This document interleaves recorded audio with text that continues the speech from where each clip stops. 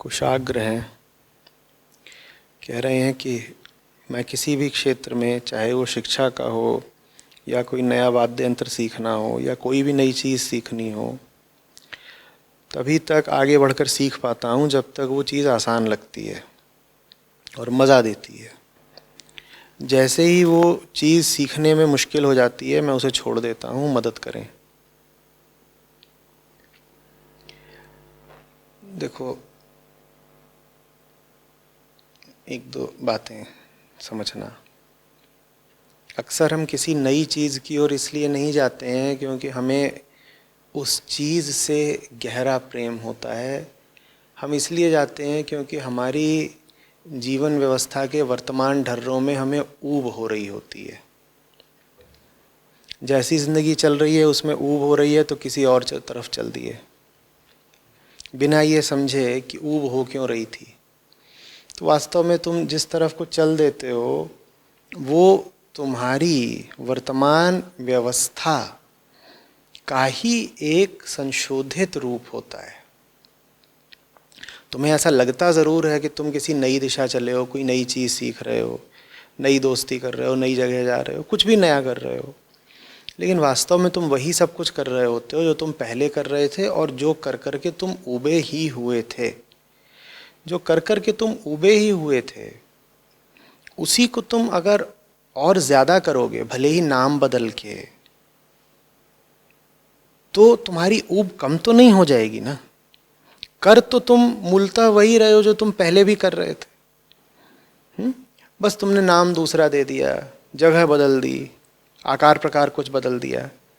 मूलतः करने वाला नहीं बदला, करने वाले की वृत्ति, करने वाले का इरादा नहीं बदला, वो वैसे का वैसा ही है। कर्ता जब पुराना ही हो तो कर्म बिल्कुल नया नहीं हो सकता। कर्म ऐसा लगेगा जैसे कि अलग है, नया है। वो तो नया अलग लगेगा ही, क्योंकि समय के साथ परिस्थितियां बदलती हैं। भाई तुम्हें गाड़ी चलानी नहीं आती, पर तुम अगर गड़बड़ गाड़ी भी चला रहे हो तो भी सड़क तो बदलती रहेगी ना। अभी जिस मुकाम पर है तुम्हारी गाड़ी, तुम उसे बिल्कुल गलत चला रहे हो, आड़ा तिरछा, तो भी चलती हुई गाड़ी थोड़ी देर में 3 किलोमीटर आगे पहुंच जाएगी और तुम कहोगे अब ये वो जगह नहीं है जहां मैं गलत चला रहा था। तुम कहोगे जहां मैं गलत चला रहा था वो जगह 1 किलोमीटर, 2 किलोमीटर और 3 किलोमीटर पीछे थी, देखो मैं नई जगह पर आ गया हूं। और नई जगह पर तो आ ही जाओगे क्योंकि समय की बात है, जीवन में सब कुछ गतिमान है। गड़बड़ भी चल रही है गाड़ी तो भी गतिमान है, गति तो है ही, भले ही गड़बड़ चल रही हो गाड़ी। तो गाड़ी कहीं और पहुंच गई, तुम कहोगे देखो अब ये नई जगह है, समय ही बदल गया है। मैं आधे घंटे पहले गलत चला रहा था, आधा घंटा अब बीत चुका है, घड़ी के कांटे अलग वक्त दिखा रहे हैं, ये जगह भी दूसरी है। पहले वहाँ जहाँ मैं गलत चला रहा था अगल बगल पेड़ दिखाई दे रहे थे, यहाँ अगल बगल पेड़ नहीं दिखाई दे रहे हैं, यहाँ अगल बगल घर दिखाई दे रहे हैं, गाँव है।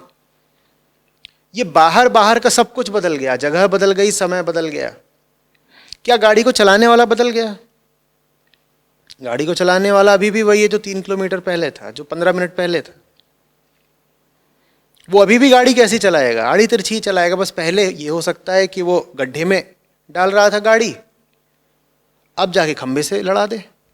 तो जो दुर्घटना है वो भी ऊपर ऊपर से देखोगे तुम्हें लगेगा कि दुर्घटना का प्रकार भी बदल गया, लेकिन बदला क्या है? गड्ढा बदल गया, खंभा बदल गया, जगह बदल गई, जंगल बीत के गांव आ गया। जो चलाने वाले का अनाड़ीपन है वो तो जस का तस है ना। चलाने वाला तो उतना ही मूर्ख है जितना कि वो पहले था। पहले की परिस्थितियों में भी गलत चला रहा था, आज की परिस्थितियों में भी गलत चला रहा है। बात कुछ आ रही है समझ में? तो आमतौर पे ये वो बदलाव होते हैं जो हम अपनी ज़िंदगी में लेकर के आते हैं। इसमें बाहर बाहर चीज़ें बदलती हैं, भीतर कुछ नहीं बदलता। जब हम कहते हैं कि मैं पहले भाई क्रिकेट खेलने में बहुत ध्यान लगाता था, अब मेरा क्रिकेट से मन ऊब गया है, अब मुझे गिटार सीखना है। मन ऊब क्यों गया है क्रिकेट से? असली बात यह है कि तुम बॉलिंग कर रहे थे तो इन दिनों हर ओवर में कम से कम दर्जन निकल रहे थे रन, और बैटिंग करने आ रहे थे तो दर्जन का भी औसत नहीं पा रहे थे। बल्लेबाजी करने आते थे तो बल्लेबाजी का औसत निकलता था 12 से नीचे। और गेंदबाजी करने जाते थे तो प्रति ओवर रन निकलते थे 12 से ज्यादा। तो क्रिकेट से मन ऊब गया। जिसके इस तरह के आंकड़े हों उसका कैसे मन लगा रहेगा क्रिकेट में। रोज फजीहत होती थी मैदान पे। बल्लेबाज प्रार्थना करते थे कि तुम कब आओगे बॉलिंग करने, और गेंदबाज मनौती मांगते थे कि ये तभी आए स्ट्राइक पर जब गेंद मेरे हाथ में हो। तो ये तो तुम्हारी हालत थी। तुम्हारा तो क्रिकेट से ऊबना ही स्वाभाविक था। और ये हालत तुम्हारी क्यों थी? क्योंकि नेट्स पे तुम जाते नहीं थे, कोच का तुम मजाक उड़ाते थे, जितनी बातें तुम्हें ट्रेनिंग में सिखाई गई थी उनका तुम अभ्यास नहीं करते थे। तो फिर तुमने कहा नहीं, क्रिकेट तो बेकार चीज है, ये तो अंग्रेज छोड़ गए हैं, ये तो हमारी गुलामी की निशानी है। गिटार बिल्कुल देसी चीज है। प्राचीन काल से भारत के गांव गांव में गिटार बजता था, अब हम गिटार सीखेंगे। अच्छा भाई, तुमने बड़ा सुंदर तर्क दिया, अब तुम गिटार सीखने निकले। वहां गए, वहां भी तुम्हारा एक टीचर है, वो भी तुमको क्या बोल रहा है कि बेटा ये लो और बजाओ टुनटुनिया, और तार हैं उसमें तुम उंगली डाल रहे हो, उंगली में चोट लग रही है। जो लोग नया नया गिटार सीखना शुरू करते हैं उनसे पूछो, शुरू के कुछ महीनों बड़ी दिक्कत रहती है। आदमी तो तुम वही हो ना जो क्रिकेट में भी कोच के निर्देशों का पालन नहीं कर पाए। तो अब तुमको जो गिटार सिखाने के लिए आए हैं संगीत के प्रशिक्षक, तुम इनके निर्देशों का पालन कर लोगे? तो वही तो तुमने यहां सवाल लिख के भेजा है कि कोई भी नई चीज तभी तक सीख पाता हूं जब वो आसान लगती है और मजा आता है, जब वो मुश्किल हो जाती है तो उसे छोड़ देता हूं। तो तुम कर तो रहे हो ना आसान काम, क्या छोड़ना? यही चीज है जो तुम सीखे जा रहे हो, सीखे जा रहे हो। जिंदगी में क्या सीखा? छोड़ना। अभी छोटा छोटा छोड़ रहे हो, कुछ दिनों में लंबा लंबा छोड़ोगे। तो कुल जीवन की जमा उपलब्धि क्या होगी? छोड़ते गए छोड़ते गए छोड़ते गए, जहां भी तकलीफ आई छोड़ते गए। आदमी और आदमी में बस यहीं पर अंतर स्थापित हो जाता है। एक आदमी होता है जिसको जब मुश्किल आती है तो वो और कमर कस लेता है, और दूसरे आदमी को जब मुश्किल आती है तो फूंक मार के गायब हो जाता है। एक आदमी होता है जो कोई काम कर रहा होगा, जैसे ही उस काम में वो मुश्किल के तल पर पहुंचेगा, जहां बाधा आने लग गई है, शरीर को मन को चुनौती मिलने लगी, कहेगा अब जाकर के जान आई खेल में। अभी तक तो बोर हो रहे थे, जिसके साथ खेल रहे थे, बैडमिंटन खेल रहे थे, ये 5-7 से आगे कभी बनाता ही नहीं था, कोई मजा ही नहीं आता था, इससे जीत के भी क्या मिलेगा। अब जान आई, अब ये टक्कर दे रहा है तो बढ़िया, सब कुछ करने लग गया है। लड़का जैसे सोते थे जग गया, बीच में एक आध गेम जीत भी गया, शॉट्स में इसके जान आ गई, क्या प्लेसमेंट कर रहा है। उनको फिर अच्छा लगता है कि चुनौती आई, अब जरा शरीर अंगड़ाई लेगा। अभी तक तो शरीर ही ऐसा हुआ पड़ा था कि जैसे सो रहा हो आधा बेहोश, जैसे सुबह हो गई हो, ऊर्जा आ गई हो शरीर में क्योंकि सामने चुनौती खड़ी हो गई। एक इस तरह के लोग होते हैं। दूसरे ऐसे होते हैं कि जब तक आसान चल रहा है तब तक, और जहां चुनौती आई नहीं कि उनके दबाव बनने लगता है, मल त्याग के लिए भागते हैं बहुत जोर से। अरे रे रे रे रे रे रे। आदमी और आदमी में बस यहीं पे अंतर स्थापित हो जाता है। सिर्फ इसलिए कि तुम्हें शरीर मिला है इंसान का, तुम इंसान नहीं हो गए। इंसान बस वो है जो चुनौतियों के सामने बिल्कुल छाती खोल के खड़ा हो जाए कि आओ। वो जो दूसरा वाला है जिसकी हवा निकल जाती है चुनौतियों के सामने, जो बिल्कुल भग लेता है, वो झूठ मूठ ही अपने आप को इंसान बोल रहा है, वो कोई और ही चीज है। जानवर है, जानवर इनकार कर देंगे उसे अपने दल में मानने से। ना इंसान है ना वो जानवर है, वो कोई और चीज है। उसके लिए वास्तविक तौर पे कोई और स्पीशी का नाम खोजा जाना चाहिए, वो चीज ही दूसरी है। उसको यही करना है जीवन भर कि जो आसान मिला कर लिया, जहां मुश्किल आई वहां बोले अरे वो प्रेशर बढ़ रहा है, किधर है जाएं। और कहीं से तुम्हें गायब होना हो तो उसका एक बड़ा अच्छा तरीका यही होता है ना।